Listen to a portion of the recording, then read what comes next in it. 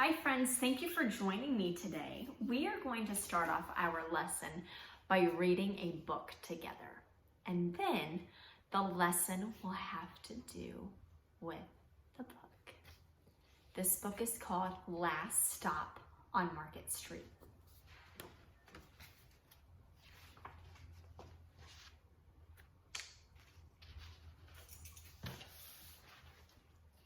CJ pushed through the church doors, skipped down the steps.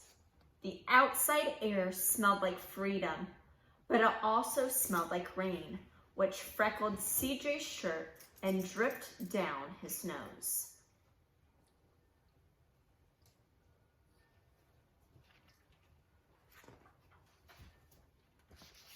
He ducked under his Nana's umbrella, saying, "How come we gotta wait for the bus and all this wet? Trees get thirsty too," his Nana told him. "Didn't you see that big one drinking through a straw?" CJ looked for a long time, but never saw a straw.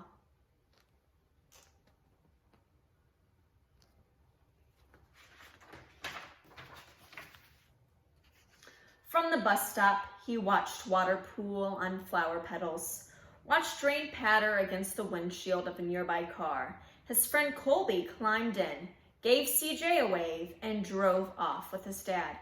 "Nana, how come we don't got a car?"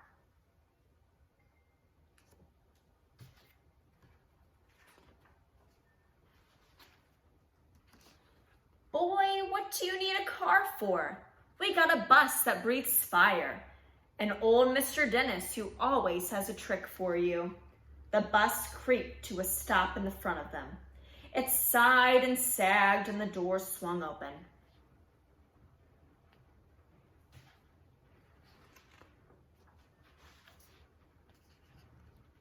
"What's that I see?" Mr. Dennis asked. He pulled a coin from behind CJ's ear, placed it in his palm. Nana laughed her deep laugh and pushed CJ along. They sat right up front. The man across the way was tuning a guitar. An old woman with curlers had butterflies in a jar. Nana gave everyone a great big smile and a good afternoon. She made sure CJ did the same.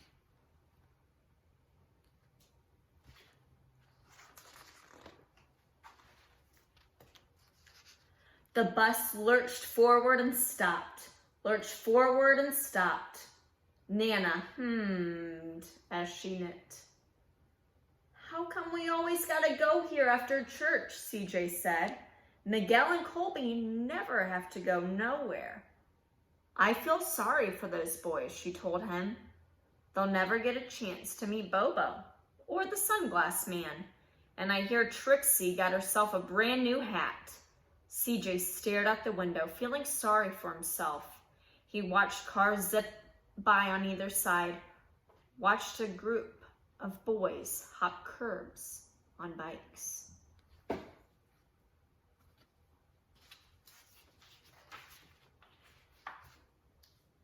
A man climbed aboard with a spotted dog. CJ gave up his seat. "How come that man can't see?" "Boy, what do you know about seeing?" Nana told him. "Some people watch the world with their ears." "That's a fact. Their noses too," the man said, sniffing the air. "That's a mighty perfume you're wearing today, ma'am." Nana squeezed the man's hand and laughed her deep laugh.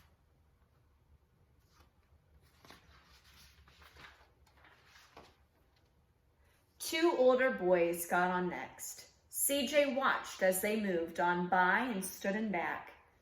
"Sure wish I had one of those," he said. Nana set down her knitting. "What for? You got a real live thing sitting across you. Why don't you ask the man if he'll play us a song?" CJ didn't have to. The guitar player was already plucking strings and beginning to sing. "To feel the magic of music," the blind man whispered, "I like to close my eyes." Nana closed hers too. So did CJ and the spotted dog.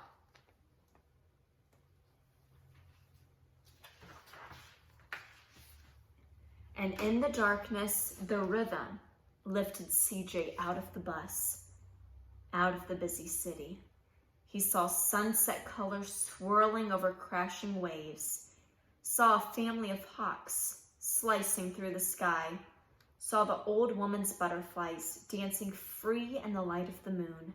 CJ's chest grew full, and he was lost in the sound, and the sound gave him the feeling of magic.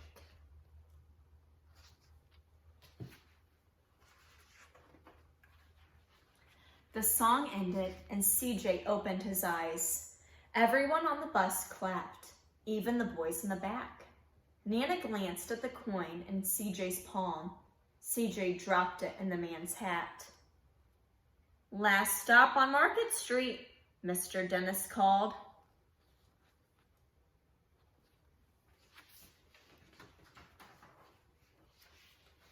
CJ looked around as he stepped off the bus.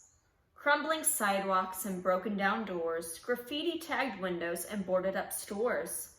He reached for his Nana's hand. "How come it's always so dirty over here?" She smiled and pointed to the sky. "Sometimes when you're surrounded by dirt, CJ, you're a better witness for what's beautiful."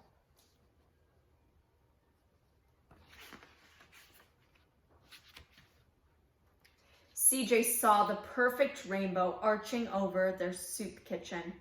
He wondered how his Nana always found beautiful where he never even thought to look. He looked all around them again, at the bus rounding the corner out of sight, and the broken street lamps still lit up bright, and the stray cat shadows moving across the wall.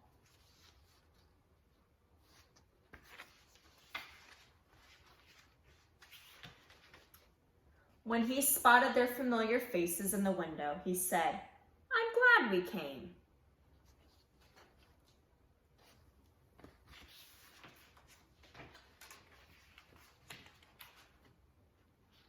He thought his Nana might laugh, her deep laugh, but she didn't. She patted him on the head and told him, "Me too, CJ. Now come on."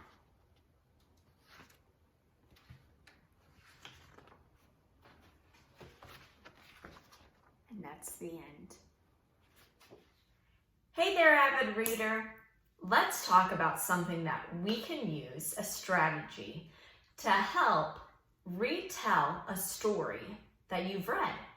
You may do this at home, you may do this in the classroom, but as an avid reader, you want to be able to tell the person that you're talking to all about the book that you've read.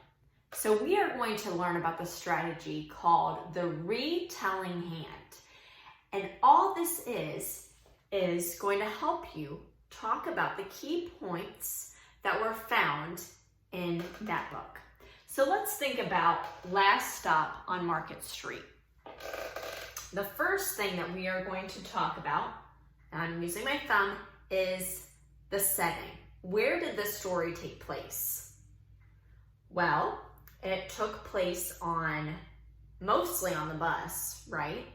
As he was traveling along with his Nana, and then they finally ended up at the last stop on Market Street, which was at the soup kitchen. By moving on to my pointer finger, characters. Okay, so we had the boy, we had his Nana. Those were the two main characters, I would say. They also had the bus driver, they had the person who played the guitar, they had the man who couldn't see, was blind, they had the woman who was holding the jar of butterflies. There were many other characters as well. For moving on to our middle finger, there was a problem. What was the problem in CJ's opinion? He didn't want to be riding on the bus, did he? And he was questioning his Nana why they had to go there every Sunday. The events that took place, well, CJ and his Nana, they left church, they got on the bus. Then what happened? As they were on the bus, they started to see more and more people, and they talked to more and more people, right? And then once they were done riding the bus, they got off and they were able to see a lot of people that they knew by going to the soup kitchen every Sunday. And then the solution was that CJ really enjoyed being able to ride the bus and go to the soup kitchen every Sunday. And he was thankful to his Nana for taking him. And then we have the palm of our hand where we have a heart here. That's the central message. The author of the story was trying to teach us something. What was the author trying to teach us in Last Stop on Market Street? Well, if you remember, and I'll go back, because when I'm retelling a book, it's also very important to use the book, because I'm sure that I even missed some of the characters earlier on when I was using that. This is the page that I really enjoyed, that I think told me a lot more about the message. CJ saw the perfect rainbow arching over their soup kitchen. He wondered how his Nana always found beautiful where he never even thought to look. He looked all around them again, at the bus rounding the corner out of sight, and the broken street lamps still lit up bright, and the stray cat shadows moving across the wall. When he spotted their familiar faces in the window, he said, "I'm glad we came."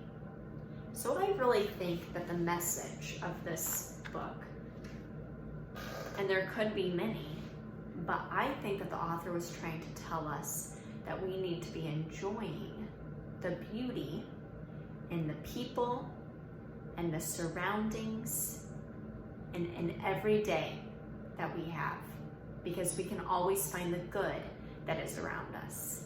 All right, so friends, I want you to read another story today.